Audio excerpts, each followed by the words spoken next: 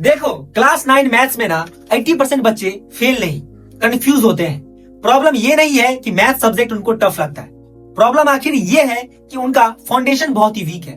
उनका कोई रिवीजन का ना कोई भी एक सिस्टम नहीं है।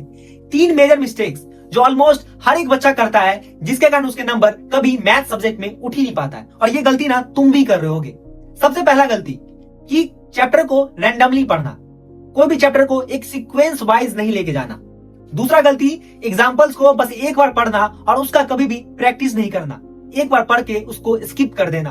और प्रॉब्लम नंबर 3, कोई भी चीज को प्रॉपर वे में नहीं पढ़ना और बार बार उसका रिवीजन नहीं करना। देखो मैथ्स का एक गोल्डन रूल है, CPR। सबसे पहला काम, कंसेप्ट को पढ़ो। दूसरा काम, उस पे अपना प्रैक्टिस बनाओ। और तीसरा काम, उस पे अपना बार बार रिवीजन करो। बस ये CPR रूल को फॉलो करो अपने मैथ्स के अंदर। मैं 100% दावा देता हूं कि तुम्हारा मैथ्स इस पॉइंट से ना इस पॉइंट पे मूव कर जाएगा।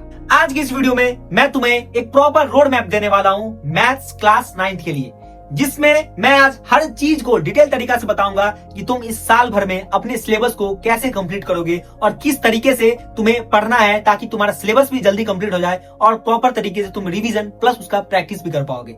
आज की इस वीडियो बहुत ही डिटेल वीडियो होने वाली है क्लास 9 के रोड मैप को लेकर, और इसके बाद मैं क्लास 9 का मैथ्स को स्टार्ट कर दूंगा। इसलिए तुम लोग मेरे चैनल से जुड़ जाओ। कोई भी दिक्कत आती है, ये बात ध्यान रखना, तुम्हारे एक सीनियर होने के नाते मैं यहाँ पे गाइड कर रहा हूँ, मेंटर कर रहा हूँ। तुम जो प्रॉब्लम अभी फेस कर रहे हो ना, एग्जैक्ट वही प्रॉब्लम का सॉल्यूशन मैं दूंगा। तो अगर तुम्हें इसके अलावा भी कोई दिक्कत आ रही होगी तो मेरे चैनल पे प्लीज व्हाट्सएप ग्रुप पे जुड़ जाना और वहां पे मैसेज जरूर कर देना। तो चलो चलते हैं अपने इस वीडियो के मेन फोकस पे। देखो हमने अपने सिलेबस को कुछ फेजों में बांटा है। सबसे पहले हम फाउंडेशन पे जाएंगे। फेज 1 में नंबर सिस्टम है, पॉलिनोमियल्स है और अलजेब्रिक आइडेंटिटीज है। ये मैथ्स के 3 ऐसे चैप्टर हैं जो तुम्हारा क्लास 9 का एक बैकबोन है। अगर तुम इसको कर लोगे तो ये तुम्हारा बेसिक को क्लियर कर देगा। उसके बाद हम फेज 2 में जाएंगे, जहां से एप्लीकेशन स्टार्ट होगा, जैसे कि linear equation in 2 variables, coordinate geometry. यहां से तुम्हें ग्राफ्स और एप्लीकेशन के बारे में जानने को मिलेगा और यहां से तुम धीरे धीरे अपने आप को फोकस करने लगोगे। फेज नंबर 3 में जियोमेट्री आता है, जिसके अंदर lines and angles, triangles, quadrilaterals और सर्कल्स आता है। ये कुछ लॉजिकल चैप्टर्स हैं। यहाँ पे हमें रट्टा नहीं मारना होता है, यहाँ पे हमें समझना होता है कि ये एंगल अगर ऐसे गया तो इसको 180 डिग्री पे कैसे बनेगा। यहाँ पे रट्टा नहीं, लॉजिक वाली चीजें बताई जाएंगी।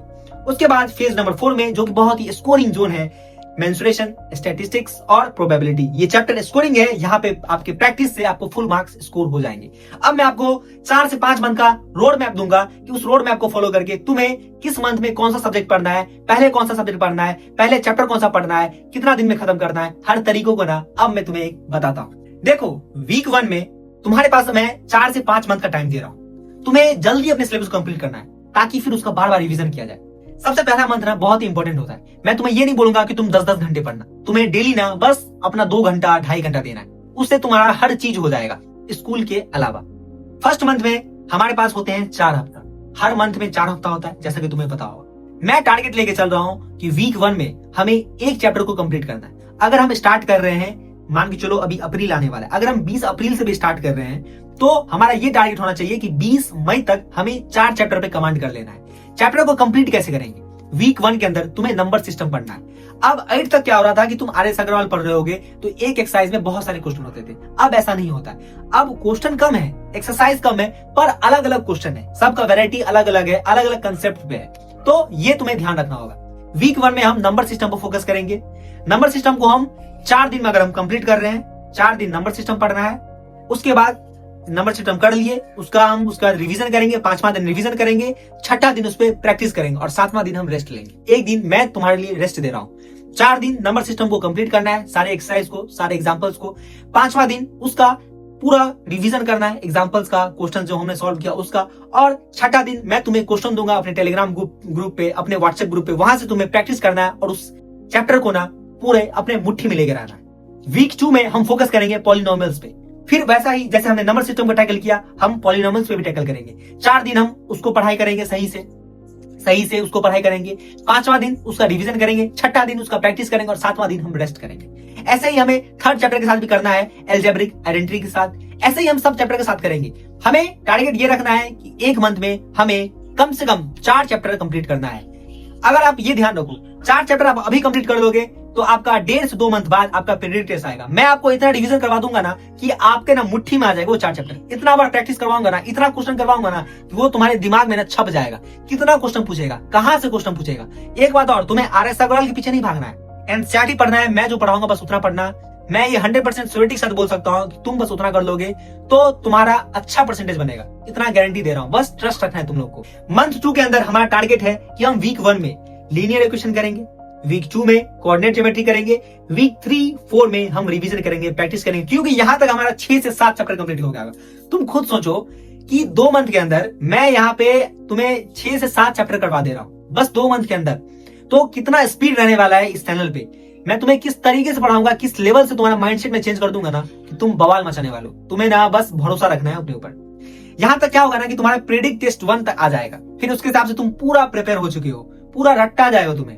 मंथ 3 में हम टारगेट करेंगे ज्योमेट्री पे, जैसे कि वीक 1 में लाइन्स एंड एंगल्स, वीक 2 में ट्राइंगल्स, वीक 3 में क्वाड्रिलेटरल्स और वीक 4 में सर्कल्स। मैं हर एक चीज को ऐसे बनाया हूं कि अगर तुम्हारा टेस्ट आ भी जाता है बीच में तो तुम उस टेस्ट को भी हैंडल कर लोगे। इस तरीके से ये चार्ट बनाया गया है। मैं अपने व्हाट्सएप ग्रुप पे और एक नया टेलीग्राम चैनल पे इसका मैं फोटो डालने वाला हूं, वहां से तुम लोग पूरा पर देख लेना कि कैसे कैसे पढ़ाई होने वाला है। मंथ 4 के अंदर हम इजी और स्कोरिंग चैप्टर से फोकस करेंगे, जैसे कि मेंसुरेशन हो गया, स्टैटिस्टिक्स हो गया, प्रोबेबिलिटी हो गया। उसके बाद हमारा फुल रिवीजन होगा प्लस मॉक टेस्ट होगा। तुम खुद सोचो कि मैंने 4 मंथ के अंदर ना तुम्हारा पूरा साल का ना चैप्टर कवर कर दिया। अगर तुम्हारे मन में ये चल रहा होगा कि अगर हम बस मैथ्स ही पढ़ेंगे तो साइंस कैसे पढ़ेंगे, फिर सोशल साइंस कैसे पढ़ेंगे, फिर इंग्लिश कैसे पढ़ेंगे, फिर हिंदी कैसे पढ़ेंगे। अरे भाई, मैं हर चीज का तुम्हें गाइडेंस दूंगा, ये मत समझो।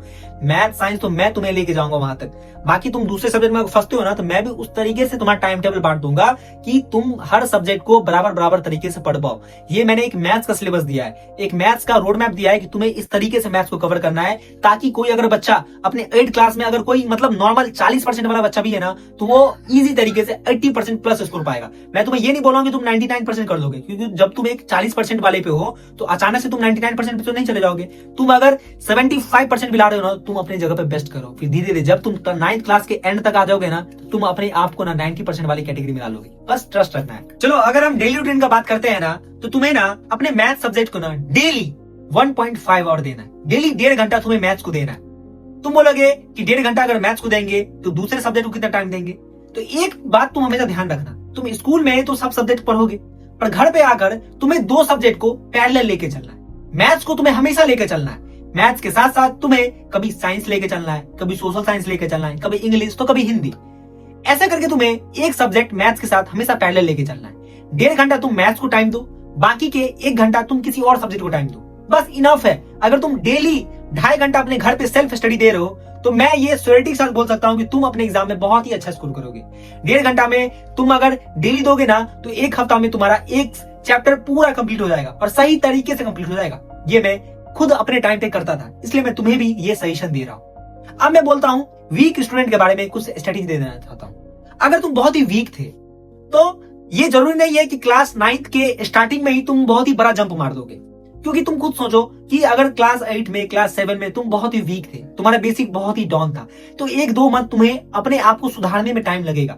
पर अगर तुम कंसिस्टेंट रहते हो, डेली अपने आप पे विश्वास रखोगे, तो क्लास 9th के लास्ट में आते आते तुम अपने आप को उस मुकाम पे पहुंचा दोगे ना कि जो तुम सोचते थे कि मैं भी वहां लाना चाहता हूं। और क्लास 9 तो हमारा एक फाउंडेशन ईयर है। हमारा मेन फोकस है क्लास 10th पे कि क्लास 9th को अभी सुधार ले, ताकि क्लास 10th में हम बहुत ही अच्छा स्कोर कर पाएंगे। तो मेरी सलाह ये देखना कि अगर तुम बहुत ही ज्यादा वीक बच्चे हो तो तुम्हें टेंशन नहीं लेना है, तुम्हें अपने आप पे ट्रस्ट रखना है कि मैं कर लूंगा।